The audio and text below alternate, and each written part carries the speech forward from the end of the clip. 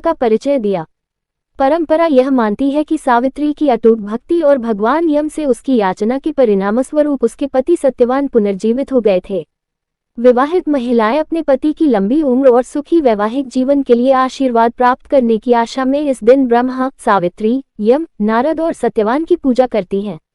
ऐसा माना जाता है कि ज्येष्ठ पूर्णिमा मनाने से कई फायदे होते हैं, जैसे महिला और उसके परिवार के लिए सफलता, खुशी और समृद्धि। ऐसा माना जाता है कि जो विवाहित महिलाएं इस दिन व्रत रखती हैं उनका वैवाहिक जीवन लंबा और सुखमय होता है। माना जाता है कि शुभ होने के अलावा गंगा में पवित्र स्नान करना शारीरिक और मानसिक दोनों तरह से स्वस्थता प्रदान करता है और इच्छाओं को पूरा करता है।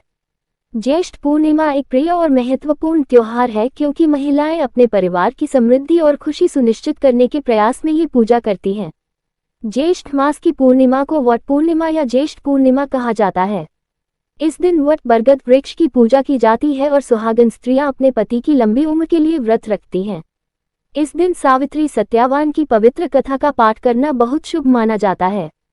पुरानी कथा के अनुसार सावित्री एक राजकुमारी थी। वह बहुत ही बुद्धिमान, साहसी और धर्मपरायण थी। उसने तपस्वी जीवन जीने वाले सत्यवान को अपना पति चुना, लेकिन नारद मुनि ने सावित्री को बताया कि सत्यवान अल्पायु है और 1 साल के भीतर उसकी मृत्यु हो जाएगी। फिर भी सावित्री अपने निर्णय पर अडिग रही और सत्यवान से विवाह कर लिया।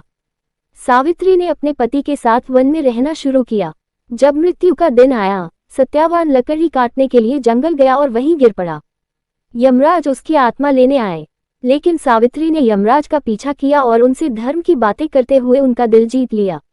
यमराज ने उसकी भक्ति और पति के प्रति प्रेम को देखकर उसे 3 वरदान मांगने को कहा। सावित्री ने पहले अपने ससुर का खोया हुआ राज्य वापस मांगा, दूसरा 100 पुत्रों का वर मांगा और तीसरे वरदान में सत्यवान का जीवन मांगा। यमराज वचन से बंधे थे, इसलिए उन्होंने सत्यवान को जीवनदान दे दिया। इस तरह सावित्री की बुद्धिमत्ता, प्रेम और तप से सत्यवान को नया जीवन मिला। तभी से स्त्रियां इस दिन व्रत रखकर सावित्री जैसी नारी बनने की प्रेरणा लेती हैं और अपने पति की लंबी उम्र की कामना करती हैं। जानिए वट पूर्णिमा व्रत विधि। विवाहित महिलाएं सुबह होने से पहले उठती हैं, उत्सव की पोशाक पहनती हैं और व्रत रखती हैं। सूर्योदय के समय वे बरगद के पेड़ के चारों ओर इकट्ठा होते हैं। उसकी जड़ों पर फूल, अक्षत, हल्दी के साथ चावल और मीठा पानी चढ़ाते हैं। वे पेड़ की 3 बार परिक्रमा करते हैं। प्रत्येक परिक्रमा पर कच्चा सूती धागा बांधते हैं, फिर बड़ों का आशीर्वाद लेते हैं। उपयोग किए गए कपड़े और श्रृंगार किसी बुजुर्ग विवाहित महिला को उपहार में दिए जाते हैं। अनुष्ठान का समापन विष्णु और लक्ष्मी को समर्पित मंत्रों के साथ होता है।